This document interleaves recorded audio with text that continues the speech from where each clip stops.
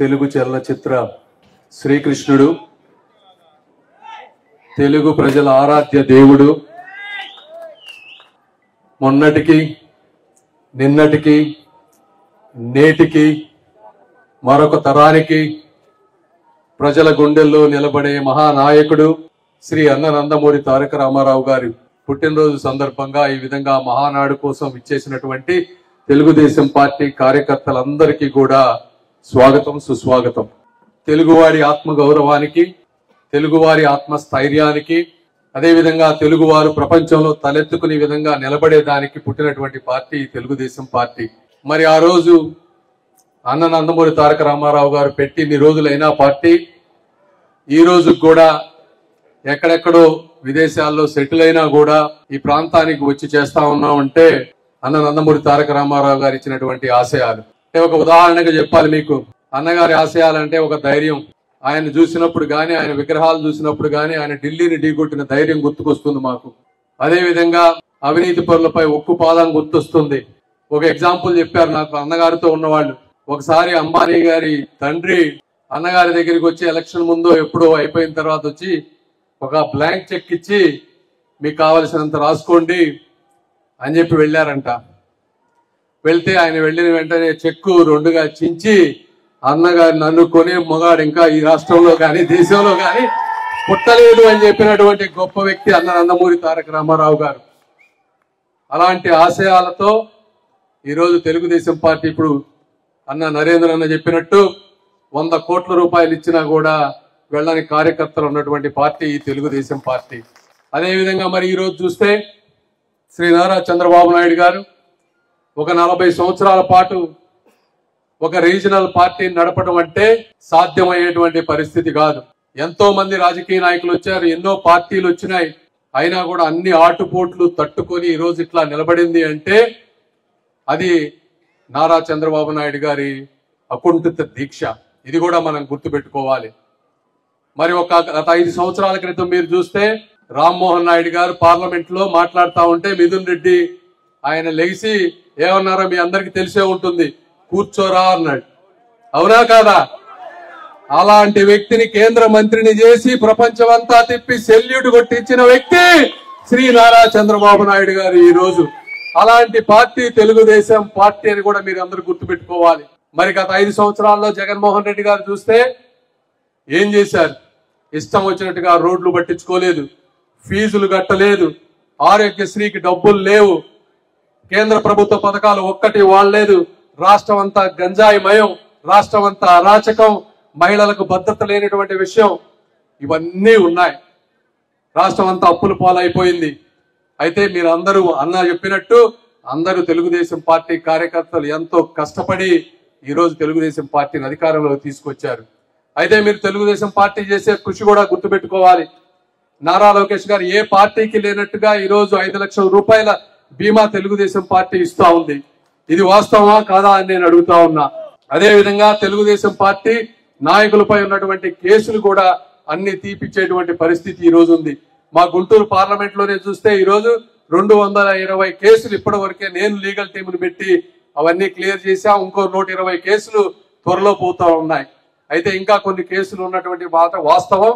అయితే వాటిని కూడా తప్పకుండా పరిష్కరిస్తాం. అదేవిధంగా ఈరోజు నారా లోకేష్ గారు చూస్తా ఉంటే మీరు ఎక్కడ ఎవరు సహాయం కోసం వెళ్ళినా కూడా ఇచ్చేటువంటి పరిస్థితి, క్షణాల్లో స్పందించేటువంటి పరిస్థితి. అయితే తెలుగుదేశం పార్టీ కుటుంబ సభ్యులు లక్షల్లో ఉన్నారు. చాలా మంది అంటే ప్రతి గ్రామంలో ఇబ్బంది పెట్టారు. అన్ని కూడా ఒక్కసారిగా తీర్చలేనటువంటి పరిస్థితి ఉన్నా కూడా ఇప్పుడు ఉన్నటువంటి రాష్ట్ర పరిస్థితుల్లో మీరు అర్థం చేసుకోండి నారా చంద్రబాబు నాయుడు గారు ఏ విధంగా ఈరోజు కష్టపడతా ఉన్నారు. ఢిల్లీకి వస్తే మొన్న 9 గంటలు ఉంటే 7 కేంద్ర మంత్రులతో గంట మాట్లాడి రాష్ట్రానికి కావాల్సిన ప్రతిదీ అంటే ప్రతి అమిత్ షా గారి దగ్గరికి వెళ్ళారు. మళ్ళీ అమరావతి క్యాపిటల్ మళ్ళీ జీవితంలో ఇంకోసారి కదల్చకుండా చట్టసభల్లో ఒక బిల్లు పాస్ చేయమని చెప్పి గంట సేపు అమిత్ షా గారితో కూర్చున్నటువంటి వ్యక్తి నారా చంద్రబాబు నాయుడు గారు. కడప రాయలసీమ చుట్టుపక్కల ప్రాంతాల్లో నిరుద్యోగం ఉంది అని చెప్పి ఎక్కడెక్కడో ఉండాల్సిన డిఫెన్స్ క్లస్టర్స్ అన్ని ఒక చోట మిసైల్స్ తయారు చేయండి, ఒక చోట ఎయిర్ క్రాఫ్ట్లు తయారు చేయండి, ఒక చోట మందుగుండ్లు ఈ విధంగా నిల్వ చేసే సామర్థ్యం ఉండే విధంగా చేయండి అని చెప్పి రాయలసీమ ప్రాంతాన్ని మొత్తాన్ని కూడా విభజించి మన డిఫెన్స్ మినిస్టర్ రాజ్నాథ్ సింగ్ గారికి చెప్పి అక్కడ ఎట్లాంటివి తీసుకురావాలో అనేటువంటి గంట సేపు ఆయన మాట్లాడినటువంటి పరిస్థితి. అదే విధంగా పోలవరం పూర్తయిన వెంటనే అక్కడి నుంచి నీళ్లు మళ్ళీ బనకచర్ల రాయలసీమ ప్రాంతాన్ని తీసుకెళ్లే విధంగా అక్కడ కృషి చేస్తూ జలశక్తి మినిస్టర్ తోటి గంట సేపు మాట్లాడినటువంటి పరిస్థితి. అదే విధంగా ఈరోజు అన్నగారు చెప్తా ఉన్నారు, నరేగా డబ్బులు 2014-19 మధ్య కార్యకర్తలకు రావాల్సిన డబ్బులు రాలేదని. ఇది వాస్తవం కూడా.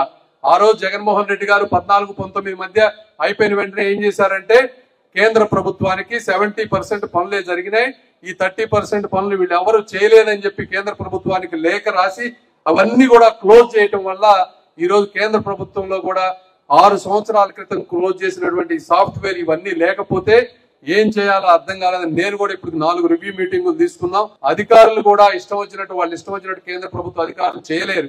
ఇవన్నీ క్లోజ్ అయిపోయినాయి, రాష్ట్రం ఇక్కడ పనులు జరగలేదని చెప్పిన తర్వాత వాళ్ళంతటా వాళ్ళు వచ్చి మళ్ళీ ఆ డబ్బులు ఇవ్వాలంటే అంత ఈజీ అయ్యే పని కాదు. అయినప్పటికీ కూడా మేమందరం కూడా దానికోసం కృషి చేస్తా ఉన్నాం. ఇంకొకటి, జనాలు కార్యకర్తలు అపోహపడేటువంటి పరిస్థితి ఉంది. అక్కడక్కడ డబ్బులు వైఎస్ఆర్ కాంగ్రెస్ పార్టీ నాయకులకు వెళ్తున్నాయి అంటున్నారు. ఇది కూడా అక్కడక్కడ జరుగుతుంది, వాస్తవం. అయితే ఇది ఎందుకు ఇట్లా జరుగుతా ఉంది అంటే ఈ కేంద్ర ప్రభుత్వం నుంచి వచ్చినటువంటి డబ్బులన్నీ కూడా జగన్మోహన్ రెడ్డి గారు పూర్తిగా డైవర్ట్ చేసి ఆ పథకాలకు మ్యాచింగ్ ఇవ్వకపోవటం వల్ల రాష్ట్రంలో అన్ని పనులు ఆగిపోవటం వల్ల కేంద్ర ప్రభుత్వం ఒక పథకాన్ని తీసుకొచ్చింది. కాంట్రాక్టర్ కి డైరెక్ట్ గా డబ్బులు ఇచ్చే విధానం, అదే విధంగా టైం ప్రకారం ఇంతకు ఎవరైతే మొదట్లో టైం చేస్తే వారికి ఆటోమేటిక్ గా డబ్బులు వెళ్లే విధానాన్ని కూడా కొంత తీసుకొచ్చారు. దీంతో ఆ సీక్వెన్స్ లో ఉన్న కొంతమంది వైఎస్ఆర్ వాళ్ళకి వెళ్లాల్సినటువంటి పరిస్థితి వచ్చింది. ఇది బాధాకరమే అయినప్పటికీ కూడా మీరు చెప్పినవన్నీ కూడా వాస్తవాలు. అవి డెఫినెట్ గా గుర్తుపెట్టుకుని వాటిలో ఏమైనా మార్పులు చేయగలిగితే తప్పకుండా చేస్తామని కూడా మీ అందరికీ తెలియజేస్తా ఉన్నాం. మరి ఈ రోజు చూస్తే రాష్ట్రంలో ఇంత అప్పుల్లో ఉన్నా, ఇన్ని బాధల్లో ఉన్నా ప్రతి వ్యక్తికి 4,000 రూపాయలు పెన్షన్ ఇస్తా ఉన్నారు, 6,000 రూపాయలు దివ్యాంగులకు ఇస్తా ఉన్నారు, 15,000 రూపాయలు పూర్తిగా బెడ్ మీద పడిపోయిన వాళ్ళకి ఇస్తా ఉన్నారు, 36,000 కోట్ల రూపాయల పెన్షన్ ఈ రోజు దేశంలో ఏ రాష్ట్రంలో ఉన్నటువంటి విధంగా ఈ రోజు వేస్తా ఉన్నారు. అదే విధంగా ప్రతి రోడ్డు వేశారు, మందు రేట్లు తగ్గించి ఆదాయాన్ని తగ్గించారు రాష్ట్రానికి. ఇవన్నీ చెప్పుకుంటా పోతే శ్రీ నారా చంద్రబాబు నాయుడు గారు ఈ రోజు ఈ రాష్ట్రంలో జరిగినటువంటి అరాచకానికి, అప్పులు తీర్చడానికి ఒక వ్యక్తి ఎంత కష్టపడాలో అంత కష్టపడుతున్నారని దానికి నేను వాస్తవ రూపం అని కూడా మీ అందరికీ తెలియజేసుకుంటా ఉన్నాను. ఎందుకంటే నేను దగ్గర నుంచి చూస్తా ఉన్నాను కాబట్టి నాకు కూడా ఇలాంటి అపోహలు ఉండేవి కొన్ని, అవన్నీ వాస్తవాలు కాదు. అదేవిధంగా మరి గుంటూరు ప్రాంతంలో చూసుకుంటే మీ అందరికీ తెలుసు, దాదాపుగా ఒక గుంటూరు ప్రాంతంలోనే మనం 5 బ్రిడ్జ్లు తీసుకొచ్చాం, హాస్పిటల్ తీసుకొచ్చాం, అదే విధంగా ఎయిమ్స్ లో కావాల్సిన పోస్టులు తీసుకొచ్చాం, అమృత్ 2 కింద 380 కోట్ల రూపాయలు పెట్టి ఇక్కడ వాటర్ స్కీమ్ తీసుకొచ్చాం. ఈ విధంగా ప్రతి ఒక్కళ్ళం ఎక్కడెక్కడ గవర్నమెంట్ డబ్బులు అవసరమైతే గవర్నమెంట్ డబ్బులు, సిఎస్ఆర్ అవసరమైతే సిఎస్ఆర్ ద్వారా మాకు సాధ్యమైనంత వరకు చేస్తా ఉన్నాం. అయితే అక్కడక్కడ కార్యకర్తలకు ఇంకా పదవులు ఇవ్వాల్సిన అవసరం ఉంది. గ్రామాల్లో కొన్ని సమస్యలు ఉన్నాయి, సమస్యల దృష్టికి తీసుకువెళ్తా ఉన్నాం చంద్రబాబు గారి దగ్గరికి, లోకేష్ గారి దగ్గరికి.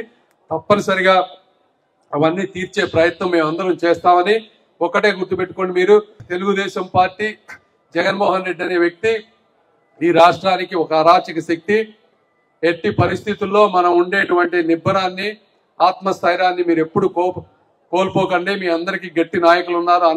అన్నల ఆవేదన నాకు తెలుసు, ఎందుకంటే ఆయన ఎంతగా పోరాడారో, ఆయన ఎంతగా ఇబ్బంది పెట్టారో గత 5 సంవత్సరాల్లో. నేను అమెరికాలో ఉన్నా కూడా చూస్తా ఉన్నా, నేను అది ఏమి కాదనటం లేదు. అయితే ఇక్కడ అక్కడక్కడ జరుగుతా ఉంది ఏంటంటే కార్యకర్తలు ఎక్కువ మంది అయిపోయారు, నాయకులు ఎక్కువ మంది అయిపోయారు, ఎక్స్పెక్టేషన్స్ ఎక్కువ పెరిగినాయి. పెరగడంతో అక్కడక్కడ మన కార్యకర్తలే అక్కడక్కడ నెగిటివ్ ప్రచారం చేస్తా ఉన్నారు.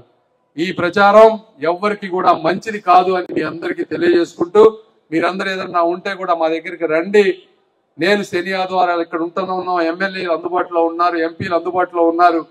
మనందరం కలిసి సమస్యల్ని సాధ్యమైనంత వరకు పరిష్కరిస్తామన్న ఒక ఆశయం నాకుంది, నమ్మకం ఉంది. తప్పకుండా చేస్తామని తెలియజేసుకుంటూ ఈ కడపలో జరగబోయేటువంటి మహానాడికి మీరందరూ వస్తారని కోరుకుంటూ మరొకసారి మీ అందరి ఆత్మీయ అనురాగాలకు కృతజ్ఞతలు తెలుపుకుంటూ సెలవు తీసుకుంటున్నాను. Thank you. Please subscribe to Leo news for more videos.